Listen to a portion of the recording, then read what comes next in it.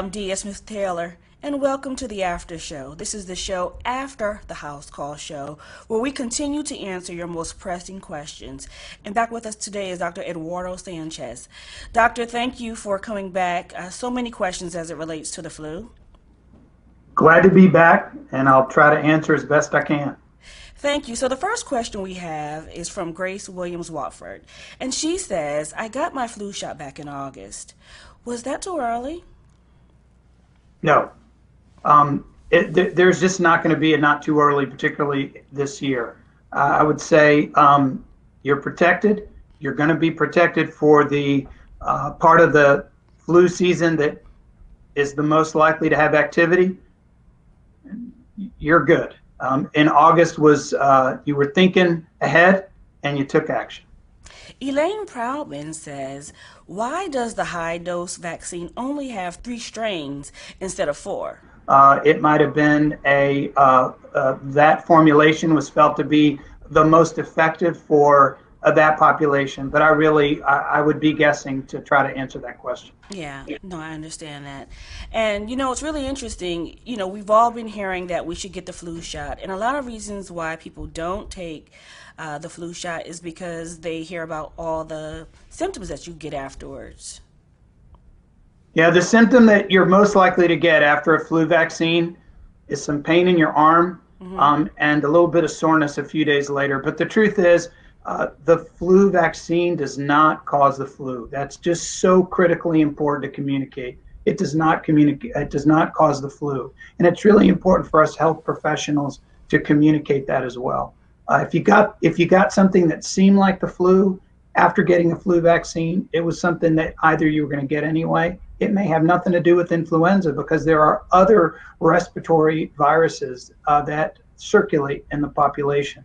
But the flu vaccine, very effective, tried and true, makes a difference, particularly if you are 65 and older, but even 50 and older are going to get the protection they need because hospitalizations are more likely to happen if you're over 50. And people with underlying medical conditions, so critical that they get flu vaccines. So the idea that it made something happen, unlikely. A sore arm and the inability to, throw a basketball, maybe get your shot in your non-dominant arm. But I got a vaccine a couple of weeks ago, no joke. I was fine an hour later, and I'd had no problem whatsoever the days following.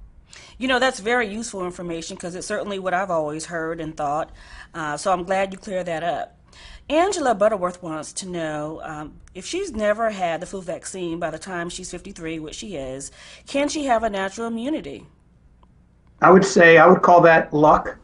So in the course of a year, roughly 8%, it ranges from, let's say, 15 to 50, from 5 to 15% of the population gets influenza in the course of a year, meaning that the vast majority of us do not. But if you get it, and when you get it, it can be a real problem. So not having gotten it after 53 years, a couple of things, either lucky, 2, you might have had a mild flu and weren't even aware that you had gotten influenza. And natural immunity, highly unlikely. Remember, we change the formulation of influenza vaccine year after year because the influenza strains themselves mutate over time. And over time, they become resistant, if that's the right word, to the vaccine that might have been used in the past. So we need a new vaccine every year, usually made up of a number of different strains. This year, 4 in most of the vaccine formulations, sometimes 3. Natural immunity to flu, highly unlikely. It's just a matter of not having been infected for a number of years or a mild infection that you didn't realize was the flu. That's a really good segue because Linda Zamora asks, what's the percentage of effectiveness this year? I didn't know that it changed from year to year.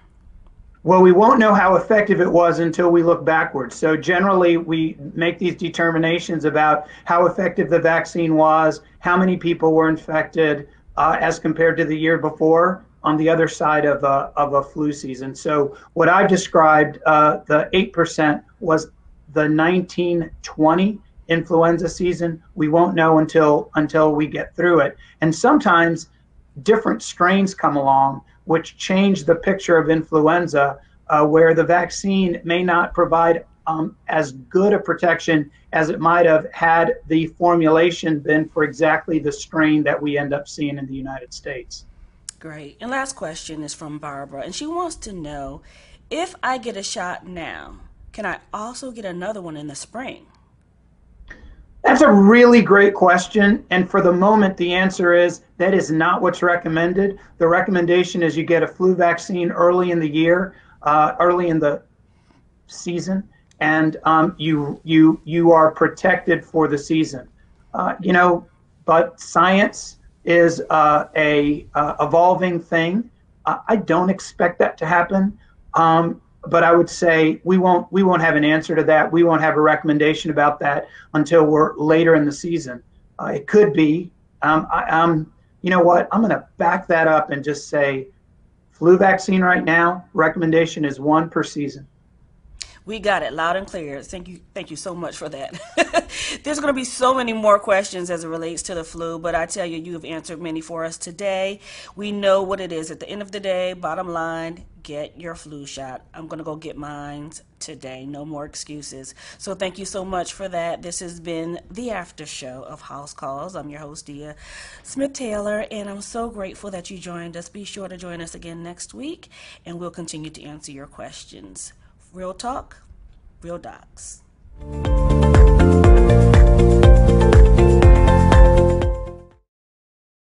Learn more about House Calls, Real Docs, Real Talk, and submit your questions at heart.org/housecalls.